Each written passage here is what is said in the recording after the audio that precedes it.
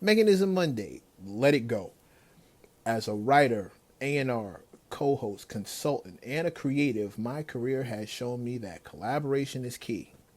And as a brother with more collaborations than I can count, I can tell you that in spite of all the colorful cliches you may hear, no one is a one-man crew or company, and everyone needs someone. I sat on a panel a few days ago where the question of how to build a team came up, and my answer was to find people who have just as much to gain from the ride as you do and make sure they know that. You can never expect them to put in the same amount of, time, energy, and effort as the person whose project it is. But whether it's money, glory, experience, or all of the above, a crew full of cats who want to see the project succeed as much as the head guy does because they've got something to gain as well, that's the team that anyone looking to succeed is going to need. And as a member of this winning team, you don't just clock in and clock out. You put in the long hours, you add your own ideas, you curate the process and care about the creation. And because of that, any loss for the project is your loss. Any good news is your good news. Any doubters are your discouragement. Any support is your adrenaline.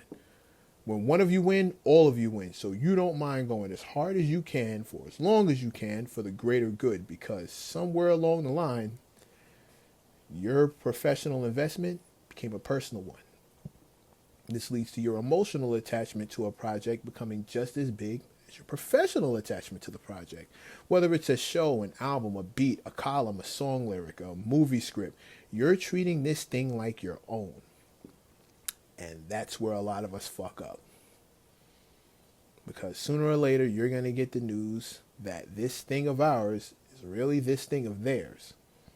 No matter how much you put in, put out, or put to the side, it will never become yours. The hard work and dedication wasn't giving your concerns more weight through osmosis. So when the creative in question ignores the original version, derails the original idea, and destroys any chance of salvaging the plan for no other reason seemingly than because they can, you can be frustrated at the obvious mistakes, irritated by the missed opportunity, and devastated by the death of the beautiful brainchild you had such high hopes for. But when you're done mourning, you got to take a few deep breaths and remind yourself that as close as you've gotten to this project, outlet, song, set, etc., the time has come for you to make peace with fate.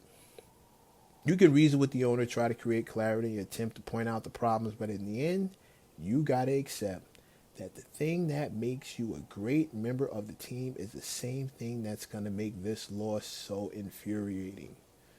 And that's when you got to let it go and let it be what it's going to be, and remember this feeling so you don't have to repeat it the next go round. Trust me, you don't want to earn someone else's ulcer cringing the entire way. You got to let go and let God.